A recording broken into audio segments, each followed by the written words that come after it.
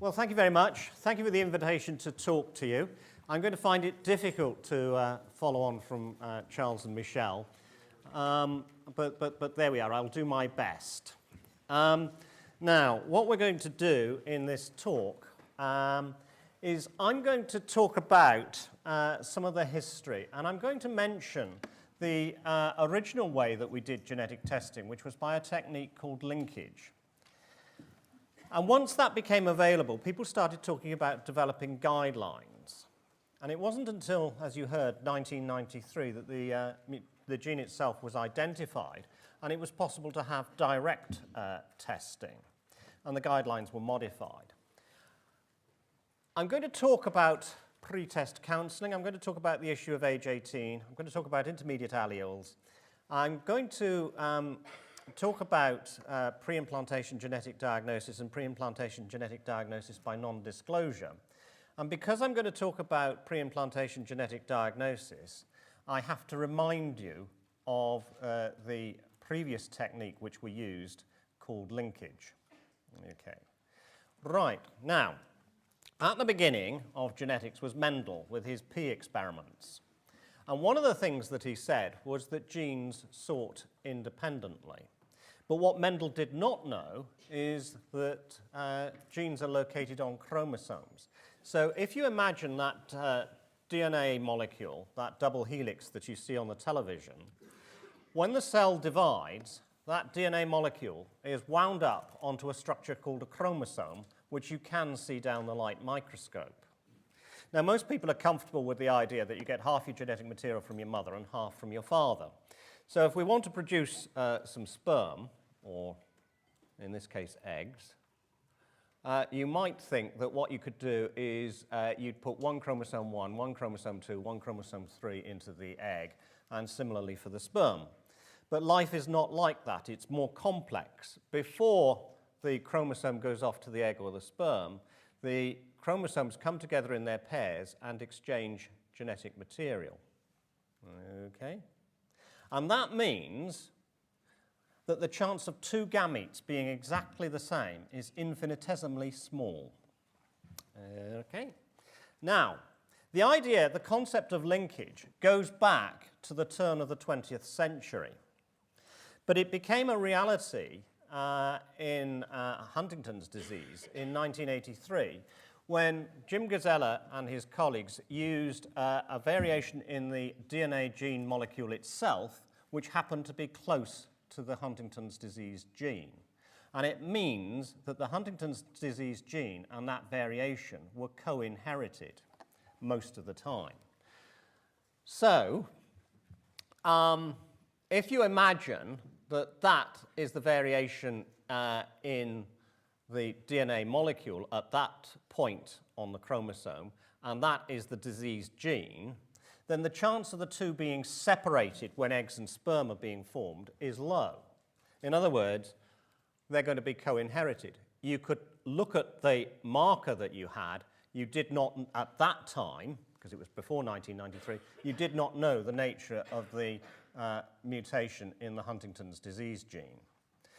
What happened after 1983 is that we spent some time looking at other families and confirming that we got similar results in different families around the world, and predictive testing using this technique started for a few families in 1986. I was quite surprised in preparing for this talk that the guidelines relating to predictive testing were published in 1990, because my recollection is that they were much discussed from about 1983 onwards. In fact, they were discussed prior to that because people had experience of ideas of predictive testing prior to that, but they were not successful. Now, in the previous session, you talked about the method of delivering predictive testing and the sort of procedure that we use. Now, those guidelines, which were developed by a committee from the scientific community and from the patients' organization, said that prior to the test, there should be at least 2 appointments and that some follow-up should be arranged. Now, for the most part, I think that's what we do. Charles accepted, perhaps. But my experience is that some people will accept that we have this protocol in place and that we're going to follow it. Other people regard it as directive. In other words, they've come to me saying, I have decided I want the test. They're not thinking about whether they want help making the decision.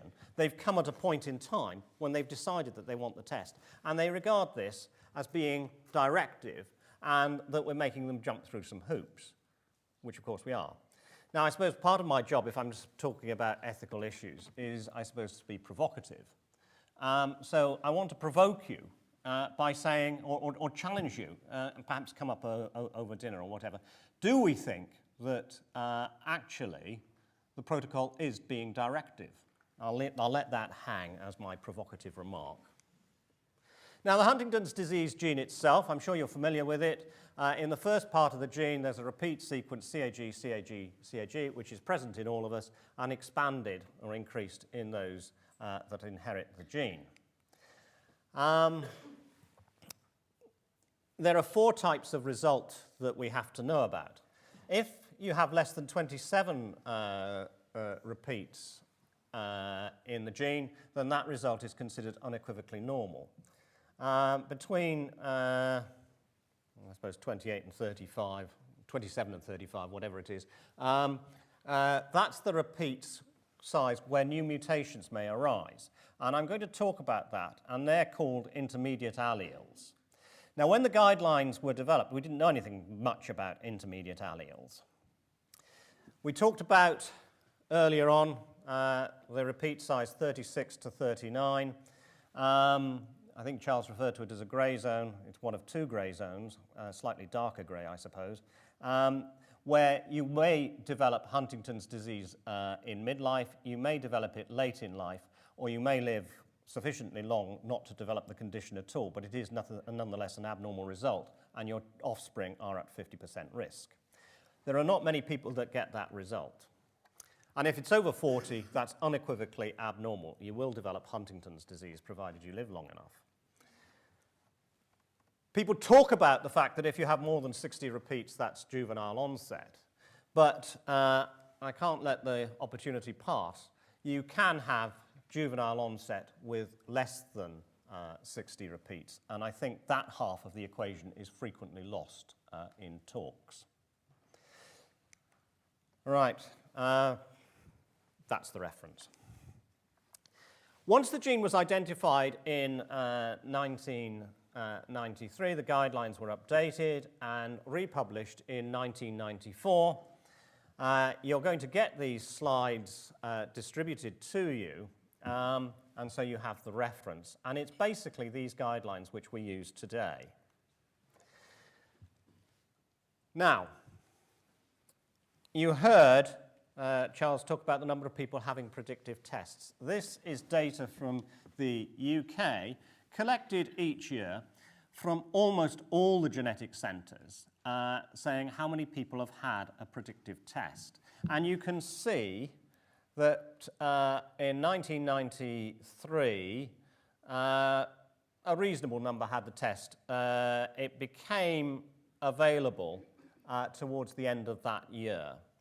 And then once it was available, once the mutation was known, it was swiftly introduced into laboratories, and you can see that there was quite a brisk uptake, and it sort of settled down in recent years.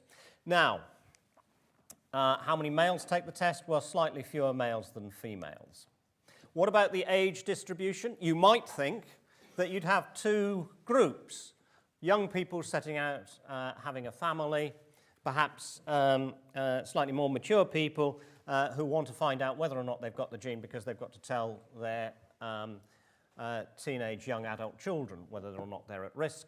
But such is not the case. It actually, well, it's a bit skewed, but it's a smooth distribution rather than one that's binomial, as I suggested. Now, Charles talked about the fact that in Europe the uptake is around 15%. We obviously know the number of people that have the test. Well, I showed you that on the slide. What we don't know is the number of people who are at risk who have not had the test. You have to guess that. And the number of people that are taking the test is increasing each year. So if you have a fraction, the top number is changing each year, and the bottom number may well be changing each year. Anyway, there are 6 studies that you can look at, and they range from 3% to about 24% uptake. 2 recent studies, one from Australia and one from Northern Ireland, suggest that it's around 15%. Prior to predictive testing being a possibility, if you did surveys, and there were limitations on the methodology, but about 70% of people said they were in favour of predictive testing prior to it being a reality. Now, we have guidelines. Now, those guidelines usually say that somebody should be over the age of majority. And in this country, we interpret that you can't have the test unless you're 18.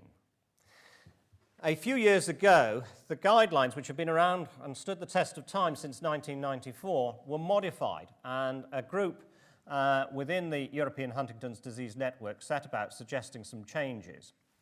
You are going to receive as a PDF file those suggested changes. They were discussed at the last World Congress on Huntington's disease last year, and they're going to be further revised because basically they can't just be a European document. It's more helpful if they're a worldwide document. But in 1994, the guidelines said that the test is only available to persons who have reached the age of majority according to the laws of the respective country. And the suggested change is that as a rule, and there are nuances in the English language, because as a rule doesn't mean it's mandatory to me, as a rule means most of the time, the test should be deferred until the age of 18 years or later, i.e. until a person can be expected to have the maturity and competence to understand the nature of the decision and its implications. Any minor at risk requesting the test should be given the opportunity to discuss his or her personal situations and the benefits of deferring the test. Well, there's a pretty strong hint in there that we don't want you to do it, but it's not categorical. Well, that's how I interpret it anyway. One of the things that crops up if you talk about predictive testing is whether or not we should disclose the actual CAG repeat size. It's something that is frequently discussed. I pulled this diagram off the internet, but there are many papers in which you'll see this diagram, and basically there's a correlation between the size of the CAG repeat and age. So as the CAG repeats are increasing, the age of onset is decreasing. You can draw a line through there, something like that. But what I want you to do is, and that's looking at the average. What I actually want you to do is just focus on one line. I can't see where my pointer is, whether that's 41 or 42. But just follow that line up and just look at the variation on those results. And you can see that there's just a huge confidence interval. You can have a mean, but a wide range on that mean. So whilst that correlation works in a mathematical model, it does not help an individual. So no useful information about age of onset is available for an individual, but it may be that if we disclose information, family members may compare their results one with another and draw inappropriate conclusions. So there's an argument for not doing it. The argument for doing it, of course, is that these days we should disclose information, and that families resent the idea that information is withheld. And we can get ourselves into the muddle that some family members have been told and others have not. People do hold strong views as to whether we should or should not test. And I sit in the middle. To make the point, I don't go out of my way to tell people the result, but I wouldn't. But if somebody asked me, I'd tell them. I don't automatically tell them. I wait to be asked. So the suggested change to the guidelines are that the counsellor must explain that although the gene defect has been found, at the present time only limited useful information can be given about age of onset or about the kind of symptoms, their severity, or the rate of progression. The correlation between CAG repeat size and mean age of onset could be discussed, but it is important to point out the wide confidence intervals. A specific repeat size is usually associated with a wide range of onset. Current mathematical models of age of onset have not been validated for clinical practice. So those are not published guidelines that I'm reading out, but they do reflect some current thinking. Now, what about that intermediate allele? What about that result that's sort of 28, 29, 30? Should we disclose that? Well, perhaps some reasons for not disclosing it is people may misunderstand what you mean. They may not be expecting that result, although in pre-test counselling we should have forewarned people that there are potentially 4 types of result. The next generation, because you've said that new mutations may arise, the next generation may want prenatal diagnosis or pre-implantation genetic diagnosis. The risk of an intermediate allele expanding into the pathological range in the next generation may be low if that intermediate allele came from the normal population, from the unaffected parent. And we do know that some higher risks have been identified if it has been shown in a family that an intermediate allele has already expanded. Well, you could say you want to disclose the results. Again, the risks are low, but you need full disclosure, and you should have forewarned people prior to the test that there is a small possibility that we'll get this result. Just to expand on what I was saying about the context in which you discover the intermediate allele, if you look at this family tree here, you've got this individual has inherited size 17 from the unaffected parent and size 40 from the affected parent. The affected parent has an intermediate allele. This person has come along for a predictive test, and although has an intermediate allele, that intermediate allele has come from the unaffected side of the family. So that intermediate allele has not been shown to have expanded. Now, we've no precise data on the risk of expansion. Whereas you contrast that in this situation, this individual, there's been a new mutation, this individual has inherited that normal-sized allele from one parent, that intermediate allele has expanded into the pathological range here, and this person has that intermediate allele. Now, you're going to be a little bit less cautious in what you're saying. So the context, as in all things, context is everything. What do the new guidelines say about intermediate alleles?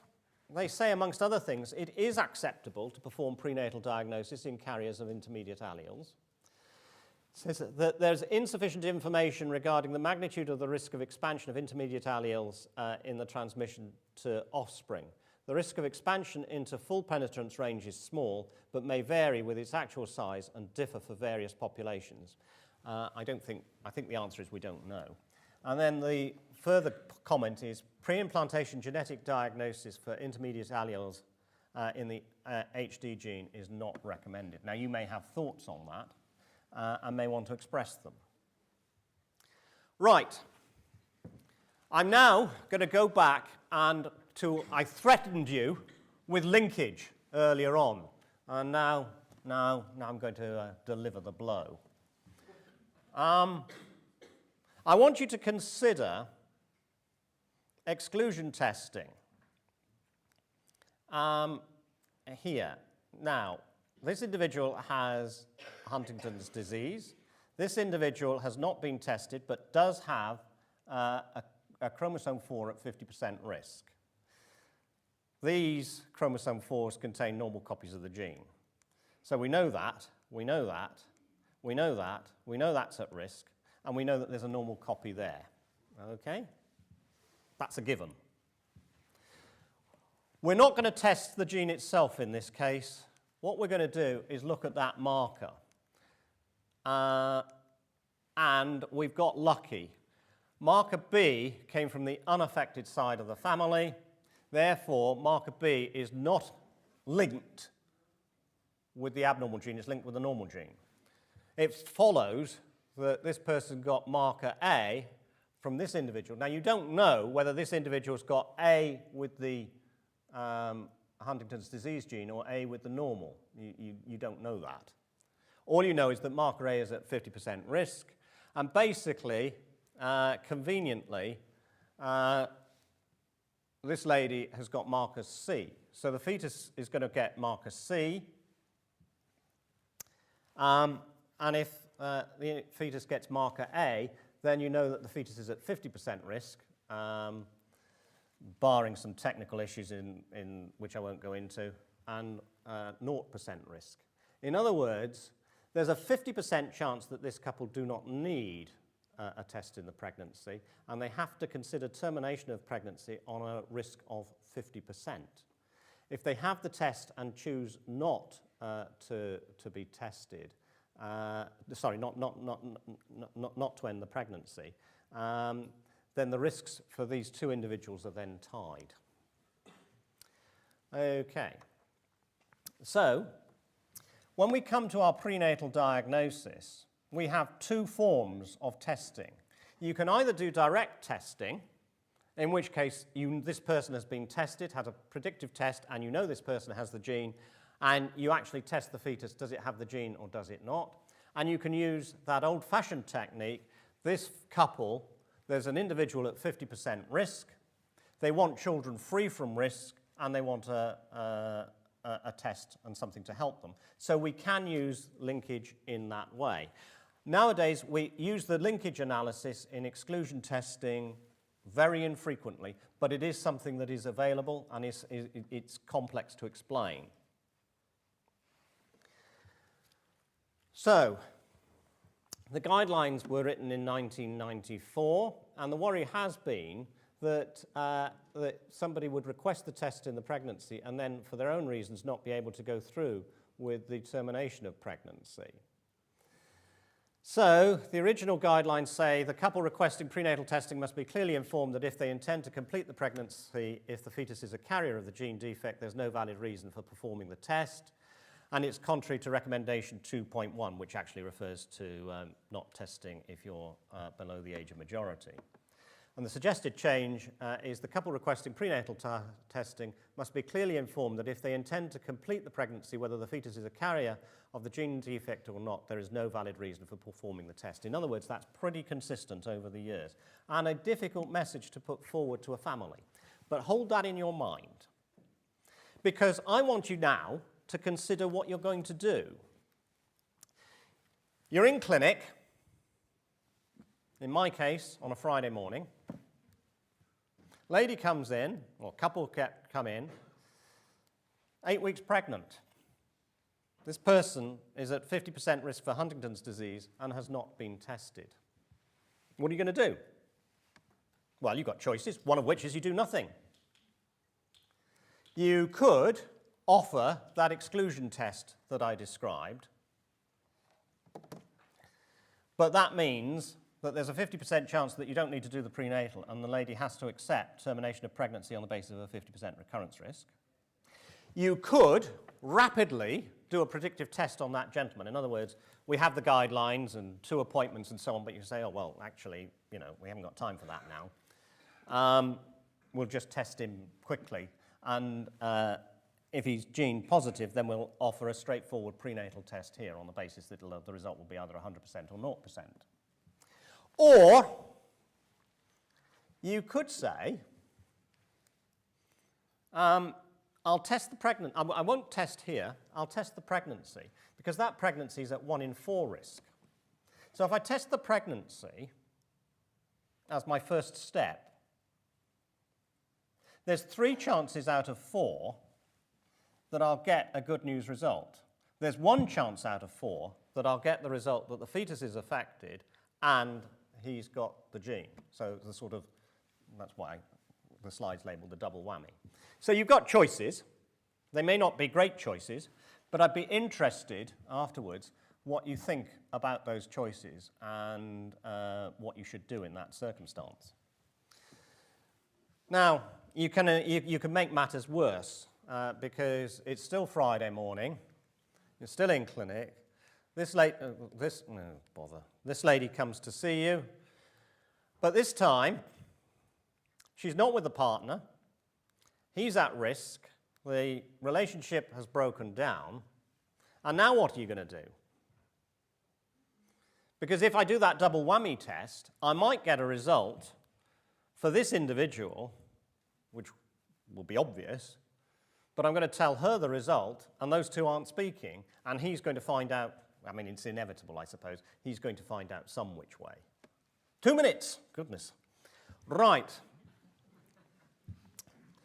Pre-implantation genetic diagnosis, that's a situation where you take eggs and sperm, put them together effectively in a test tube and develop the embryo. And you can do PGD by linkage. Okay? In the same way as we did before. And we do that because that increases the number of markers that you're testing, because don't forget you're using DNA from a single cell. So rather than just test for the Huntington's disease gene itself, test for a series of markers around it and increase the accuracy of your result. Which is, you can do that if this person knows that they have the gene. And the results are as before. You can do it even if this person has not been tested. You're still going to offer to put back 50% of the embryos, but you're going to not know anything about the 50% of the embryos that carry the risky marker.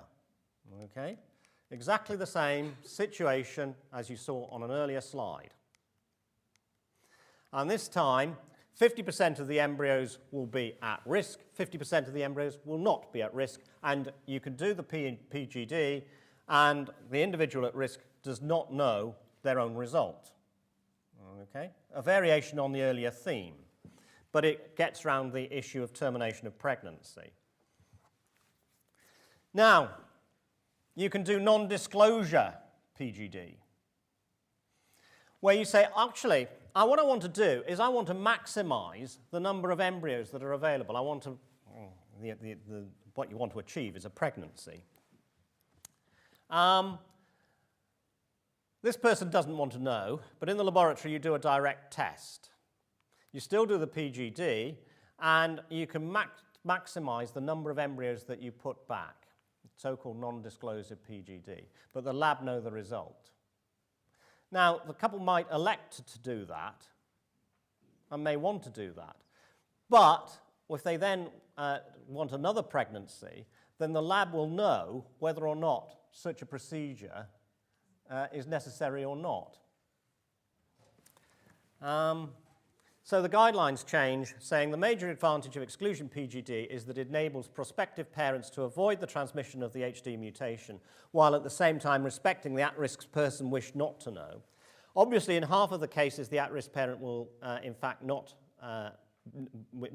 be a gene carrier.